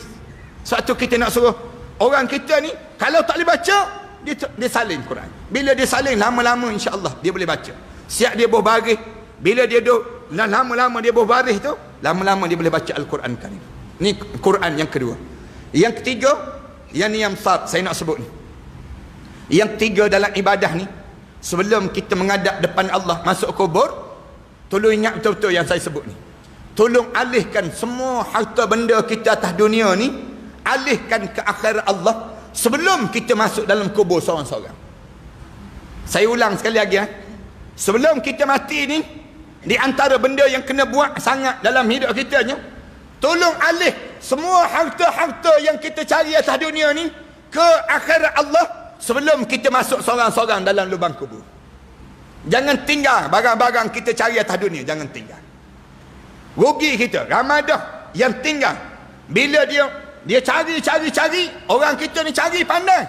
Cari, sampai hujung nyawa dia seorang-seorang masuk kubur. Dia seorang-seorang masuk kubur. Harta dia tinggal atas dunia. Jangan tinggal atas dunia. Biar jadi orang cerdik. Kita cari kepada siapa? Cari untuk orang ke cari untuk diri kita? Kalau kita cari untuk diri kita, tolong bawa sekali harta-harta kita ni ke akhirat Allah. Macam orang pergi Mekah kan? Orang pergi Mekah, bila dia nak balik daripada Mekah, dia beli barang banyak sangat, dia akan post barang ni ke Malaysia terlebih dahulu. Tengok barang ni banyak, dia post terus ke Malaysia. Kenapa post? Orang tanya, biar barang sampai dah. Tuan duduk Mekah lagi. Bila dia balik sampai di Malaysia, dia tengok barang ni dah ada. Sama juga dengan kita. Kita ni nak pergi ke akhirat kan? Bila kita nak pergi ke akhirat, tolong puhlah barang-barang kita ni ke akhirat. Bila sampai di akhirat, jumpa balik barang-barang kita. Kita tanya macam mana nak puh Ustaz? Sedekahlah. Sedekah atas dunia ni. Umur kita sekarang ni, start daripada sekarang ni, bagi dah barang-barang kita. Sedekah, wakaf, hibah, hadiah. Ni semua ni bentuk kita sedang mengalih harta benda kita ke akhirat Allah sebelum daripada kita masuk dalam lubang kubur ni. Ni satu cara. Bila kita ni umur kita ni dah tua dah, panggil anak-anak kita. Bagi tahu pada anak-anak kita, tanah bahagian tu untuk kami. Ni bahagian ni untuk kami. Bahagian ni untuk kami. Semua kita sebut tu, manakala rumah ni tapak rumah ni jangan ambil. Jangan berebut. Tapak rumah ni milik aku dan makmu. Sebut pada anak kita. Milik abah dan milik mak kamu. Ni abah cari ni. Tapak tanah. Nak balik ke mana? abah nak pergi bagi tahu pada masjid, abah nak wakaf tanah ni. Tanah ni nak wakaf. Bila mati, bagi tahu pada AJK masjid. Bila saya mati, isteri saya mati, rumah ni, tanah ni, bagi pada masjid semua. Bila masuk dalam kubur, kita jumpa balik anak rumah kita. Tak percaya, cuba try mati sekali lagi. Anak tahu percaya, yakin tak yakin kita. Anak-anak kita ni, ramai mana orang kita ni. Bila mati, anak-anak kita berebut harta kita. Yang kita dalam kubur terseksa. Allah, kenapalah aku tak sedekah belum aku mati. Kalau aku derma, kalau aku ni wakaf, kalau aku ni dah tukar dah sampai ke akhirat Allah, sama aku tak berebut, anak-anak aku tak boleh nak berebut. Panggil mereka. Ni kena jadi cerdik lah dalam hidup kita. Orang kita ni cari harta pandai, nak alih harta tak pandai. Cari harta jumpa banyak ni, siapa aku hujung nyawa. Orang tanya dia, simpan harta ni untuk benda. Dia pun jawab, untuk hari tua ustaz. Kita tanya balik, siapa yang ajar? K-level SP ustaz, dia jawab. K-level SP, simpanan untuk bekalan hari tua, dia sebut. Kita tanya balik, sekarang tak tua lagi ke? Sekarang baru nak tua, dia sebut. Baru nak tua, tak tua lagi. Bila dia simpan harta dia sampai hujung nyawa dia tersebut, bila tua balik kampung. Ni saya biasa cerita ni. Balik kampung buat rumah besar. Nak menda rumah besar waktu mana kita tua. Nak buat apa? Kita rumah besar. Anak-anak kita pun tak duduk dengan kita dah. Anak-anak kita duduk rumah masing-masing lah kan. Dalam hidup masing-masing. Manakala kita balik kampung nak duduk rumah besar. Siap je rumah besar, beli kereta besar. Tak puas hati lagi, kahwin isteri besar pula dia. Masuk rumah besar ni, seminggu je masuk, meninggal dunia tu. Dah kereta baru dapat pada isteri baru. Isteri baru pula habis je dah nikah dengan tok lelaki baru. Tok lelaki baru dapat kereta baru kita. Petang-petang dia duk bawa kereta ni raung kawasan kubur kita. Kita duduk dalam kubur tu tengok macam can je kereta ni kita semua. Kalau dia raung saja tak apa juga, dia horn tu sakit hati. Bila dia buat pom dia 3 kali atas kubur kita ni, Allah rasa nak jadi hantu maklimah balik ke rumah. Dalam hidup kita jangan jadi gitu. Yang dalam hidup kita ni, belum meninggal dunia, jumpa dengan AJK masjid. Bagi tahu oleh AJK masjid, rumah hamba tu, kereta hamba tu, tanah hamba tu, bila hamba meninggal dunia, tolong jadi wakaflah untuk masjid. Bagi tahu, panggil peguam, tulis elok-elok, tulis molek.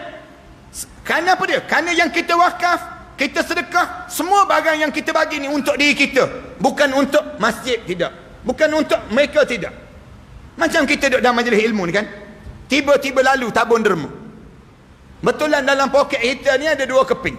Sekeping RM50, sekeping lagi RM1. Agak-agak mana masuk? Yang RM1 masuk. Yang RM50 kedai tom yam banyak lagi tu. Di akhirat nanti jumpa balik yang RM1. Bila jumpa yang RM1 tu, mula kita nyesal. Bui RM1. Kenapa aku tak bagi yang RM50? Mula dalam hidup kita nyesal. Sama juga dalam diri kita ni. Belum kita meninggal dunia, cari jemaah Islam. Bagi tahu, saya nak wakaf ni. Bahagian saya ni guna untuk kerja Islam. Banyak benda yang kita nak buat. Orang bukan Islam di Malaysia kita ni, harta mereka yang belum diagihkan sebanyak 3 bilion lagi. Manakala orang Islam, harta benda dia, tanah-tanah, kereta, kemudian rumah yang tidak diagih sebanyak lebih kurang 90 bilion lagi. Beza tuan-tuan. 90 bilion ni tak bergerak. Tak boleh nak bergerak. Kerana apa dia? Duk balah tak habis lagi ni. Yang kita dalam kubur sengsara tengok anak-anak kita berkelahi atas dunia ni sendiri. Ni yang kedua yang kena jaga. Yang ketiga, yang besar juga nak sebut yang tolong jaga akhlak. Tolong jaga akhlak. Akhlak benda. Ada orang tanya, akhlak apa dia ustaz? Yang pertama, tolong jaga akhlak kita dengan Allah Subhanahu Wa Taala. Tanda orang ada akhlak dengan Allah, dia banyak taubat. Tanda orang yang ada akhlak dengan Allah, dia banyak taubat. Yang kedua, tolong jaga akhlak kita dengan mak ayah kita. Mak ayah nak jaga. Saya nak pesan pada orang lelaki terutama ni, nak jaga betul-betul. Kalau kalian ada mak ayah yang dah tua, berhati-hati kalian dengan mereka. Kadang-kadang kerana mereka kita boleh masuk syurga, kerana mereka juga kita masuk dalam neraka Allah SWT. Bila mak ayah kita tua, tolong berebut jaga mak ayah. Tolong berebut jaga mak ayah. Jangan kita ni badi nak lepas, badi tak nak jaga. Jangan demikian. Mak ayah kita, mak mertua kita, ayah mertua kita. Orang lelaki dia kena ingat betul-betul, jaga akhlak dia dengan mak ayah dia. Ramai mana dah orang masuk neraka kerana tak pandai nak jaga hati terhadap mak ayah dia. Tersinggung hati mak ayah dia dengan perangai dia. Perangai yang teruk orang lelaki ni apa dia? Sibuk jaga isteri dia, jaga anak dia lebih daripada jaga mak ayah dia. Yang tu yang tersinggung hati. Jaga ke isteri, takut ke isteri lebih daripada takut pada Allah. Di kalangan orang lelaki, beringat betul-betul ni, di kalangan kita ada orang kita ni jadi rosak perangai dia, punah perangai dalam hidup. Punca apa dia? Sibuk nak jaga mak, nak jaga isteri dia, sibuk nak jaga anak-anak dia. Mak dia tinggal seorang-seorang. Mak dia tinggal seorang-seorang. Mak dia terasa hati dengan dia. Mak dia terasa hati dengan dia. Tak ada nilai. Tak ada nilai isteri comel lagu mana sekalipun. Tak ada nilai dalam hidup anak-anak berjaya masuk universiti macam mana pun, kalau singgung hati mak ayah. Ridallah ala ridal walidain, sakhtallah ala sakhtil walidain. Redha Allah di bawah keredaan kedua ibu bapa kamu. Murkanya Allah di bawah murkanya kedua hati ibu bapa kamu tersebut. Nak sebutnya jaganya kita ni, jaga dalam hidup kita mak ayah kita. Kalau mak ayah kita dah meninggal dunia sekalipun, tolong jaga juga dia. Jangan bersemak-sama dah kubur-kubur mereka tersebut.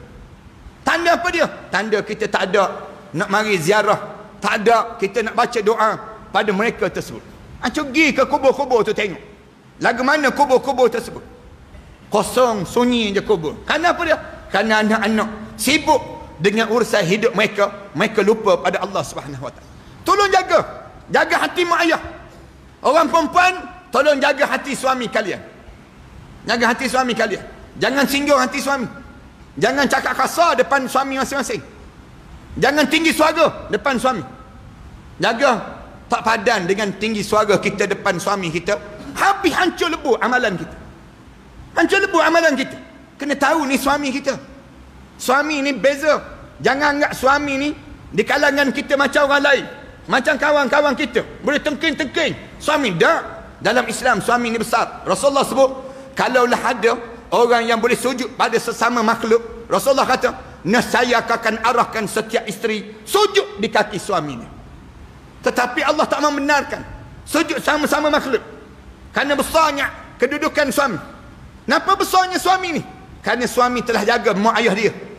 Mak ayah kita ni, mak ayah perempuan, bila dia berumah tangga saja, di saat mana berumah tangga, maka orang perempuan jaga hati suami. Mana kalau suami, tolong jaga hati mak ayah, mak mertua, ayah mertua, mak dia, ayah dia, dia kena jaga betul-betul. Jangan tersinggung hati mereka tersebut. Ni nak sebut kena jaga betul-betul. Mak kita ni pula, bila kita berumah tangga, dia simpan je dalam hati dia. Dia tak cerita pada kita. Yang tu yang jadi bahaya. Suami pun sama juga. Suami ni, orang lelaki ni, belum kahwin banyak mulut. Lepas kahwin, mulut simpan dalam hati. Ni orang lelaki. Saya nak sebut pada orang perempuan, perangai orang lelaki ni, belum kahwin banyak mulut. Banyak mulut. Lepas kahwin, mulut simpan dalam hati. Dia senyap je, dia tak royak. Malam ni je dia dengar ni, oh betul Ustaz, tambah lagi Ustaz, tambah lagi. Lama dah nak sebut yang ni. Orang perempuan belum kahwin tak banyak mulut. Lepas kahwin, mulut kat mulut dia banyak. Ni perangai orang perempuan. Nak kena jaga benda demikian. Kenapa dia mulut kat mulut? Dia nak suruh betul dalam hidup dia. Nak suruh luruh dalam rumah tangga dia. Bila mulut kat mulut ni, dia jadi kasar dengan suami dia. Kasar dengan suami menyebabkan dia tertutup pintu syurga untuk diri dia. Jangan kita harap demikian. Jaga betul-betul dalam diri kita ni. Sama juga kita bila kita singgung hati mak ayah kita, tertutup pintu syurga bagi orang lelaki. Manakala orang perempuan, tertutup pintu syurga bila dia tak boleh jaga hati suami dia, selagi mana tak canggah dengan syariat Allah Subhanahu Wa Taala. Saya nak suruh jaga tiga-tiga perkara ni. Bila kita boleh jaga tiga-tiga perkara ni, insya-Allah bila kita masuk dalam kubur, semua di kalangan kita ni senyum menghadap depan Allah. Kita rasa puas hati hidup sekejap tetapi pahala kita banyak. Hasil dari mana? Hasil daripada kita ni jelas jalan hidup kita ni nak biar dapat syurga Allah Subhanahu wa taala.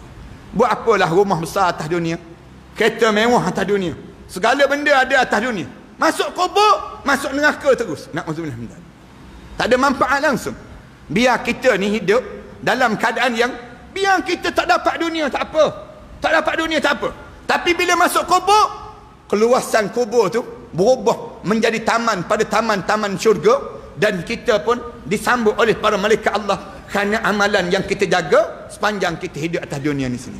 3 perkara ni saya sebut malam ni, mudah-mudahan semua yang hadir malam ni di kalangan ahli syurga Allah Subhanahu wa taala, dan Allah masukkan kita di kalangan hamba-hamba Allah yang saleh. Saya rasa cukuplah, sejam lebih dah bercakap ni. Saya tengok tuan-tuan, ayah-ayah, ibu-ibu dah betul tulang belakang 7 kali dah saya kira. Jadi mudah-mudahan Allah jadi kebaikan dah. Jadi kita ni jumpa malam yang baik, yang kita tak sangka-sangka kita boleh bertemu pada malam ni. Dan malam ni dia akan jadi sejarah yang indah dalam hidup kita. Tuan-tuan akan jadi sejarah. Tuan-tuan akan senyum bila dalam kubur nanti Allah tayang balik ni, semua benda yang kita buat ni, kita pun senyum. Aku ada malam tu, aku ada malam tu, kita akan sebut. Puas hati aku mari juga. Orang lain duduk depan TV tengok Maharaja Lawak dia panggil. Tapi aku dah, aku boleh hadir. Kita boleh hadir majlis ilmu ni, kita kena rasa alhamdulillah dalam hidup kita. Kerana apa dia?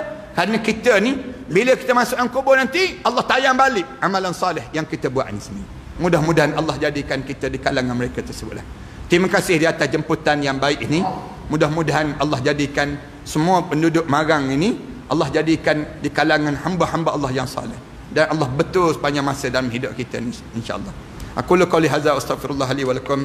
Wassalamualaikum warahmatullahi taala wabarakatuh. Tuan-tuan, sebelum kita baca doa ni, saya nak sebut kat luar nanti ada kitab yang saya karang ni, persiapan menjelang kematian.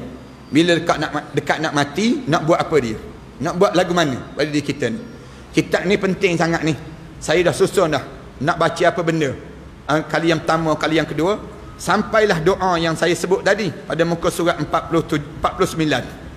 Muka surat 49 dalam kitab ni ada doa yang saya sebut.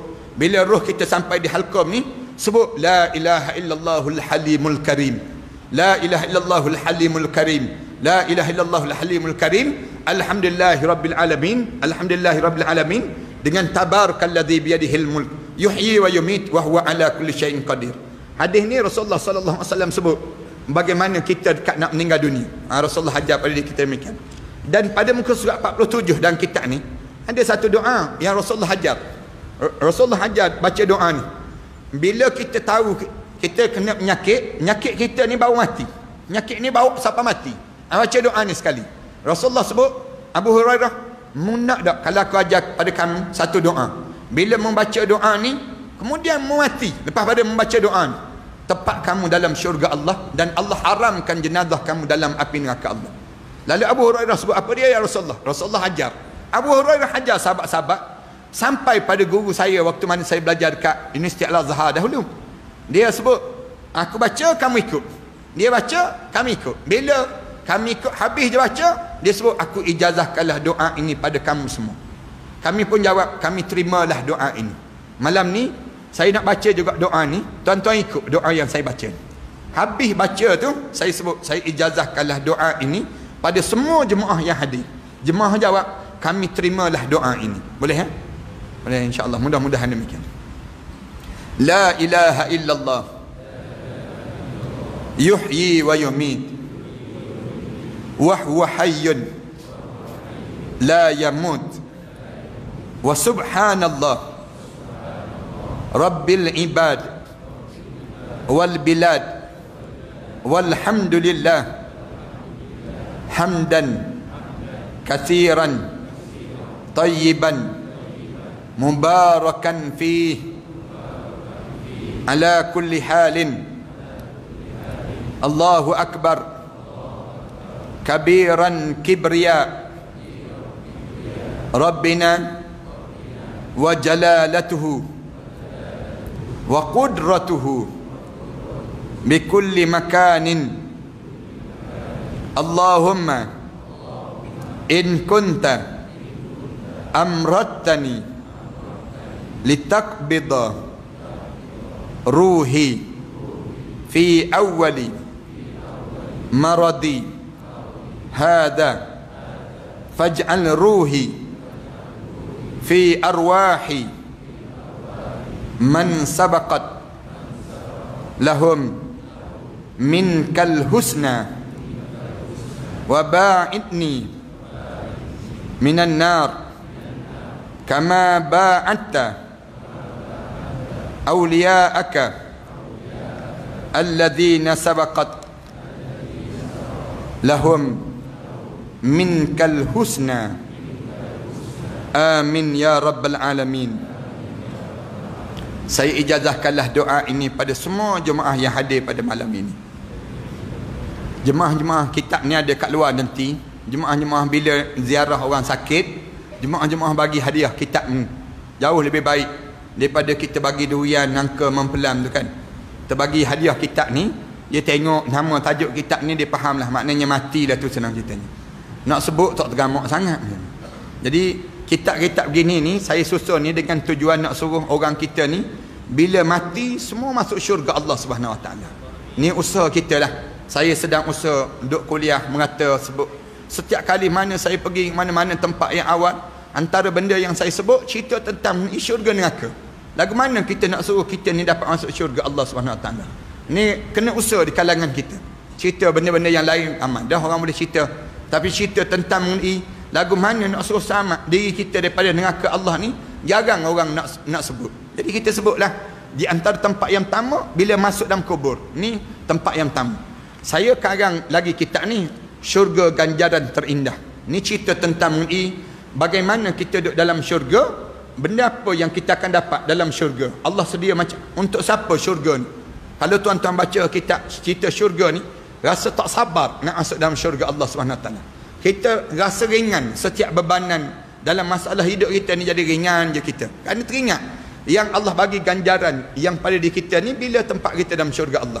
Saya karang lagi kitab ni, kitab yang untuk orang perempuan khususnya, hebatnya surah Al-Ahzab.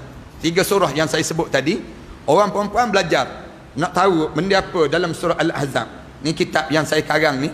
Kemudian saya karang lagi kitab sebelum daripada ininya. Saya karang kitab Ud'uni, kamu semua berdoalah padaku, katanya Allah. Allah sebut Ud'uni astajib lakum. Saya keluarkan doa-doa dalam Quran. Doa dalam Quran tu saya keluarkan setiap surah. Setiap surah ni ada doa-doa. Doa ni untuk apa? Doa ni untuk apa? Saya susun balik. Jemaah-jemaah balik cuba hafal ayat-ayat doa yang Allah ajar supaya kita berdoa pada Allah.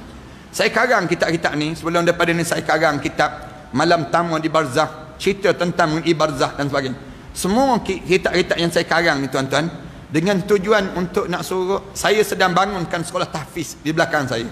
Belakang saya ni ada lebih kurang 5 buah sekolah tahfiz, 1 buah sekolah college tahfiz yang dah habis dah 30 juzuk, sambung ke college, peringkat college. 5 buah ni saya bangunkan di kalangan anak-anak yang anak yatim dan orang miskin. Saya tanggung mereka belajar tersebut. Anak-anak yang susah-susah ni kita ambil, kita suruh mereka menghafal Quran. Alhamdulillah, kekuatan mereka menghafal tu laju. Kita tanggung mereka.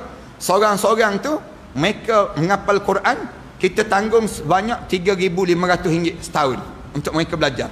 Saya cari mana-mana orang yang ada duit, dia nak tanggung anak-anak ni jadi anak angkat. Kalau tuan-tuan nak jadikan anak angkat, bolehlah berhubung dengan saya. Kemudian kita senaraikan balik nama-nama yang kita tanggung selama setahun dia baca Quran untuk diri kita.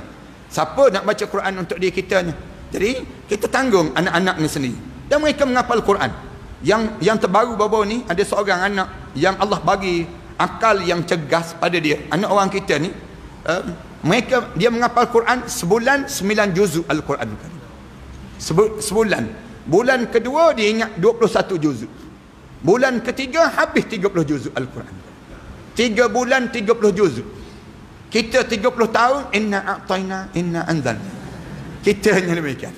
Yang anak-anak kita ni tebuk kat mana pun boleh jawab. Tanya kau tu pun boleh jawab. Tanya kau ni pun boleh jawab. Allah bagi kelebihan pada dia menghafal Quran. Anak nak sebutnya kelebihan mereka tersebut. Saya bangunkan di Pahang.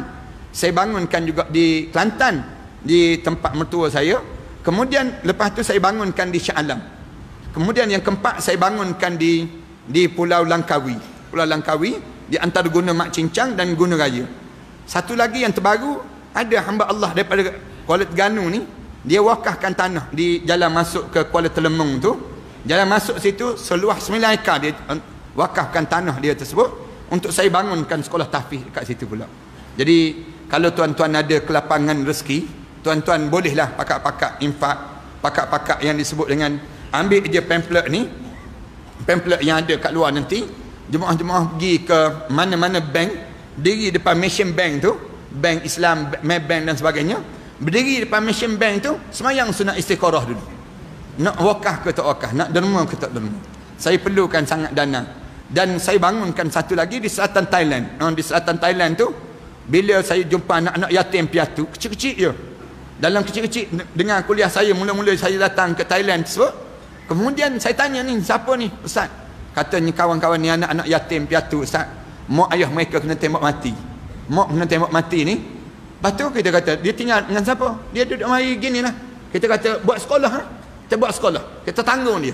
Asal 22 orang pelajar menghafal Quran. Sekarang ada lebih kurang 600 lebih pelajar yang menghafal Quran ini sendiri di selatan Thailand. Macam mana saya tiap-tiap bulan saya dengan sahabat-sahabat ni hantar dalam dana dalam RM30,000, RM40,000 sebulan bagi membiayai mereka ni. Macam mana cara kita buat? Kita suruh mereka pera lebah, pelihara lebah ni. Lebah tu hasilkan madu. Madu tu mereka letak, dapat madu tu mereka letak depan mereka. Mereka bangun tahajud malam-malam, mereka sujud doa pada Allah 3 jam, doa pada Allah. Sujud tu doa pada Allah. Madu tu mereka hantar ke Shah Alam. Saya gunakan untuk perubatan Islam. Saya suruh orang yang kena sihir minum air madu. Itu sebut baca-baca ayat Quran, minum air madu, muntah, keluar benda-benda yang kotor dalam perut ni, keluar cacing warna putih satu beg plastik merah tu. Sihir. Orang Melayu kita ni kuat ilmu sihir. Sihir mutah tu keluar kaca-kaca, keluar benda-benda pelik-pelik tu dan ini semua. Siapa yang buat demikian kalau tidak sihir yang berlaku di kalangan kita? Kita ni pula bila kena sihir tak tahu nak buat benda. Pergi report pada polis, tuan saya kena sihir. Polis pun jawab, saya pun kena sihir juga.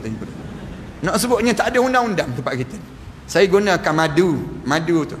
Saya suruh campur dengan, termasuk ni susu kambing. Susu kambing ni tuan-tuan buat minum pagi-pagi, ambil susu kambing tu, kacau dalam bentuk powder je. Saya ni pun dana untuk sekolah saya lah. Tuan-tuan pakak-pakak campur dengan madu, buat minum. Tuan-tuan akan rasa kelainan. Ya Allah jadikan demikian. Ada yang tak boleh makan tu, saya ambil dalam bentuk kapsul gini, buat dalam bentuk kapsul, campur minyak zaitun, habatus sauda dan juga madu dalam bentuk gini. Tuan-tuan buat amalan lah tiap-tiap hari. Ni pun dana ni untuk sekolah saya ni. Dan alhamdulillah ada yang kena kecil manis teruk, dia duk makan kapsul ni, turun kadar gula dalam darah dia. Orang Kedah ada bacaan gula dia 26, bacaan gula dia dalam darah dia. Dia buat amalan 2 minggu Ustaz, dia kata turun jadi 6 ataupun 7 bacaan ni. Saya pernah kena batu karang sekali, minum air madu tu keluar batu karang ni. Itulah dalam hadis Rasulullah sebut, alaikum bil asal, biasakan hidup kamu dengan makan madu. Tanya Rasulullah. Semua ni kita buat untuk dana sekolah lah, sekolah yang kita sedang bangunkan. Kalau tuan-tuan nak wakafkan harta benda, kita nak buat di jalan ke Kuala Telemung tu, nak bangunkan Ma'had Tahfiz An-Nabawi ni, kita nak buat masjid dahulu. Sekarang ni tengah gata tanah di kawasan tersebut. InsyaAllah mudah-mudahan Allah jadikan semua hajat-hajat yang baik ni diterima di sisi Allah. Termasuk yang terakhirnya, bila orang mari jumpa dengan saya dekat Shah Alam tu, dia mengadu, Ustaz malam-malam mimpi air banyak, mimpi menyusu bayi, gigi ni bunyi kak gigi, bangun tidur ni lebam-lebam peha. Benda apa ni Ustaz? Mimpi air, mimpi bayi, mimpi rumah lama. Benda apa ni Ustaz? Anda jawab, ni gangguan saka. Orang Melayu kita ni ramai kena gangguan saka. Gangguan saka ni masalah. Kalau kena gangguan pusaka tak masalah langsung. Gangguan saka ni ganggu balah dengan suami isteri, bau badan, kemudian orang tak suka dekat dengan diri kita. Ni kesan daripada gangguan saka ni sendiri.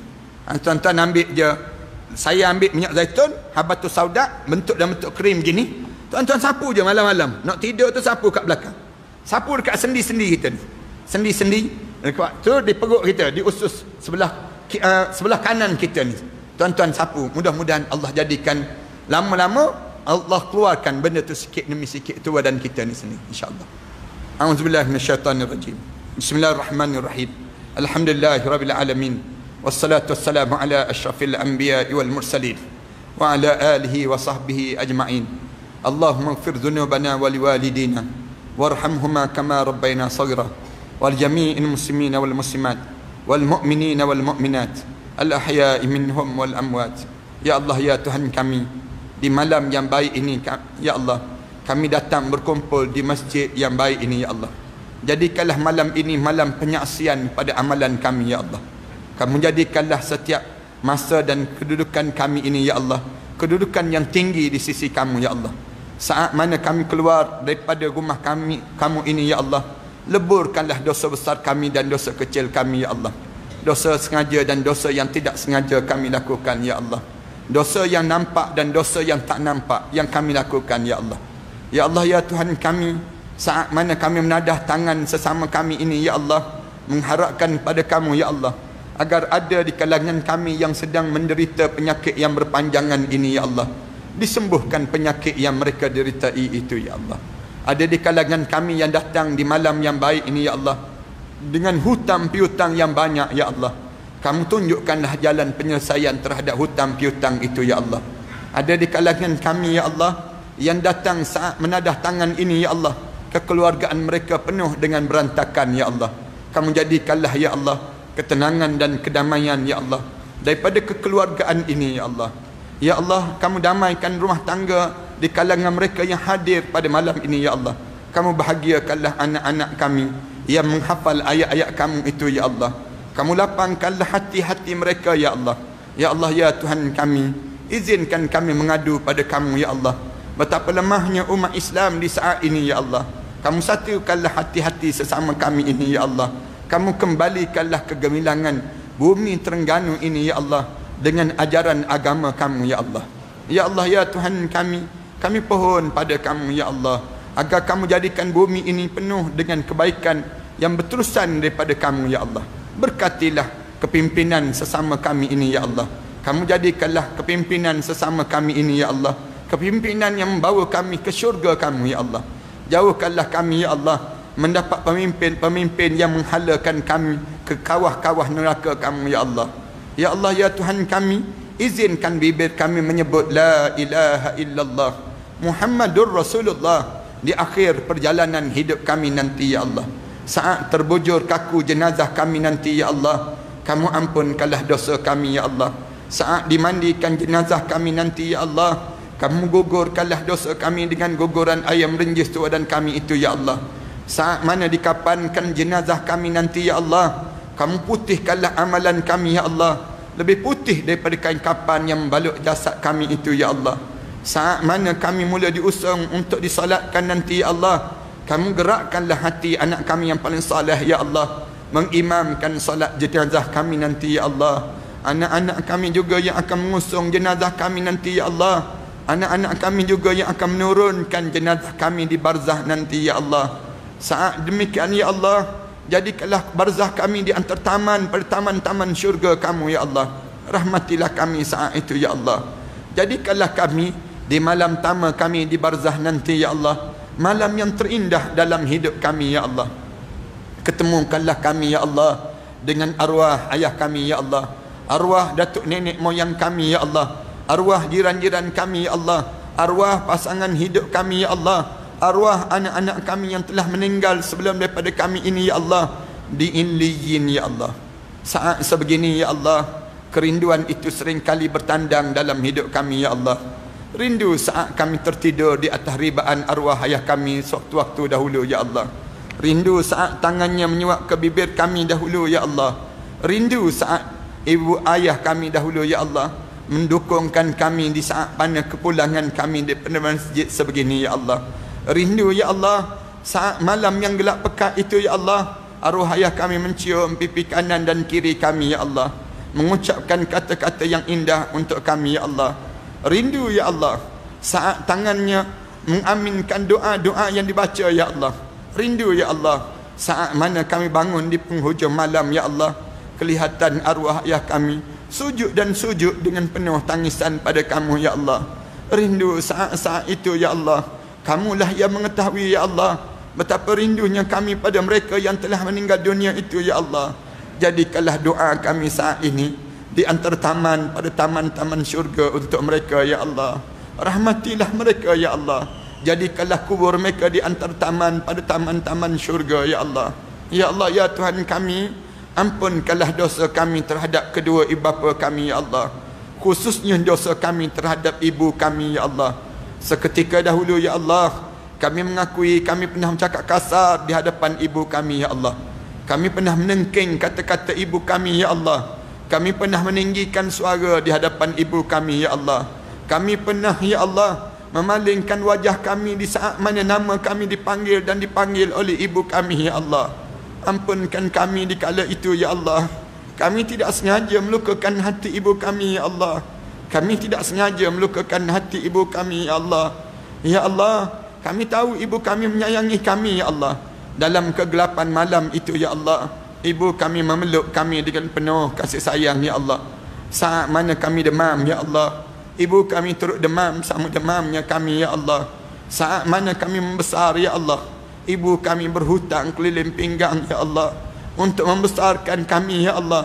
Saat mana kami melangsungkan perkahwinan ya Allah, ibu kami tersenyum indah ya Allah melihat kebahagiaan hidup kami ini ya Allah, dalam suasana yang ia sendirian di perkampungan sana ya Allah. Ya Allah, kerana dosa-dosa ini kah pula ya Allah ia menyebabkan anak-anak kami enggan mendengar kata bicara kami kini ya Allah. Kerana dosa-dosa ini kah pula ya Allah ia menyebabkan doa-doa kami tidak didengari lagi di sisi kamu ya Allah. Kerana dosa-dosa ini kah pula ya Allah ia menyebabkan hati kami menjadi keras ya Allah. Kerana dosa-dosa ini kah pula ya Allah ia menyebabkan kamu tidak lagi mendengar doa-doa kami ya Allah. Kerana dosa-dosa ini kah pula ya Allah ia menyebabkan hidup kami seringkali diuji dan diuji dengan ujian-ujian yang tak mampu kami tanggung ini ya Allah. Ya Allah, seburuk mana pun kami ini ya Allah, sekeji mana pun kami ini ya Allah, sejahat mana pun kami ini ya Allah, segunung mana pun dosa yang pernah kami lakukan di dunia ini ya Allah, sejijik mana pun kami dengan gelumang dosa ini ya Allah, pandanglah kami dengan pandangan rahmat kamu ya Allah. Pandanglah kami dengan pandangan rahmat kamu ya Allah. Pada siapa lagi kami mampu mengadu doa ini ya Allah, kecuali kepada kamulah yang mendengar setiap rintihan hamba-hambamu ini ya Allah. Rabbana alaika tawakkalna wa ilaika anabna wa ilaikal masir. Rabbana ja'alna muqimas salah wa min dhurriyyatina rabbana wa taqabbal du'a. Rabbana atina fid dunya hasanah wa fil akhirati hasanah wa qina adzaban nar. Sallallahu ala Muhammad wa ala alihi wa sahbihi wa sallam. Walhamdulillahi rabbil alamin.